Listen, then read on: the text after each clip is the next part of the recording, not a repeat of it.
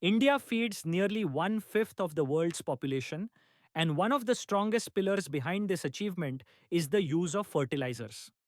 From the Green Revolution to today's intensive farming systems, fertilizers have played a decisive role in increasing crop yields and ensuring food security. But the same fertilizers that helped India become self sufficient in food now raise serious concerns about soil health, farmer economics, water pollution, and climate change. To understand this issue, we must first understand why fertilizers became so important in Indian agriculture. After independence, India faced chronic food shortages. Low productivity, traditional farming methods, and dependence on monsoon rainfall made agriculture uncertain. The Green Revolution of the 1960s changed this reality. High yielding varieties of wheat and rice demanded higher nutrient inputs, and chemical fertilizers, especially nitrogen, became the fastest way to boost production. Urea emerged as the most popular fertilizer because it was cheap, easy to apply, and showed immediate results. Today, Indian farmers mainly use three types of chemical fertilizers: nitrogen, phosphorus, and potassium, commonly referred to as N, P, and K. Urea is the primary source of nitrogen, DAP provides phosphorus, and potash supplies potassium. Among these, urea dominates Indian agriculture. More than half of total fertilizer consumption in India comes from urea alone. The heavy reliance on urea is not accidental. Urea is highly subsidized by the government, making it much cheaper than phosphorus and potassium fertilizers. As a result, farmers often apply more nitrogen than required while under applying other nutrients. This creates an imbalance in soil nutrition. In recent years, India's urea production has crossed 300 lakh metric tons annually, supported by expanded domestic manufacturing capacity. Despite this, India still imports fertilizers during periods of high demand. The government spends lakhs of crores of rupees every year on fertilizer subsidies to keep prices affordable for farmers.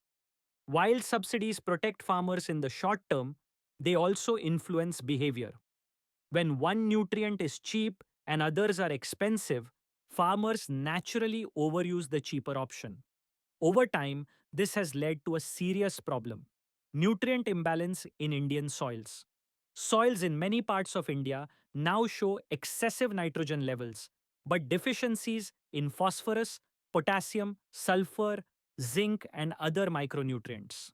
This imbalance reduces long term soil fertility. Crops may initially look greener due to excess nitrogen, but yields eventually stagnate or even decline. Farmers then respond by adding even more fertilizer, increasing costs without proportional benefits. The environmental consequences are equally serious. Excess nitrogen does not stay confined to fields. It leaches into groundwater, contaminating drinking water sources with nitrates. It also flows into rivers, lakes, and reservoirs, causing eutrophication, an overgrowth of algae that depletes oxygen and kills aquatic life. In the atmosphere, surplus nitrogen releases nitrous oxide, a greenhouse gas far more potent than carbon dioxide. Recognizing these problems, the Indian government has introduced several reforms and initiatives. One of the most important is the Soil Health Card scheme. Under this program, farmers receive soil test reports that recommend the exact type and quantity of fertilizers required for their land. Crores of soil health cards have been distributed across the country, aiming to move farmers from guesswork to scientific nutrient management. Another key intervention is neem coated urea. Neem coating slows the release of nitrogen, improving fertilizer use efficiency and reducing losses. It also discourages the diversion of subsidized urea for non agricultural purposes. More recently, nano urea has been promoted as an innovation that delivers nitrogen in very small quantities with higher efficiency. However, experts caution that such products should supplement, not replace, balanced nutrient management based on soil testing. Policy reforms have also targeted subsidies.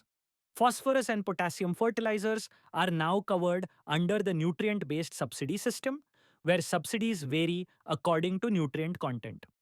There are ongoing discussions and pilot projects around direct benefit transfer systems to ensure subsidies reach genuine farmers and reduce leakage.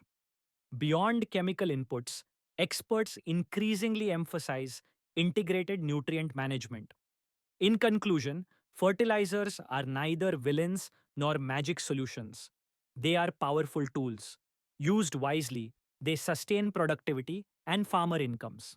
Used blindly, they degrade soils, pollute ecosystems, and trap farmers in cycles of rising costs. The future of Indian agriculture depends on shifting from quantity based fertilizer use to knowledge based nutrient management. For more update, subscribe, follow, like, share Opinion NW.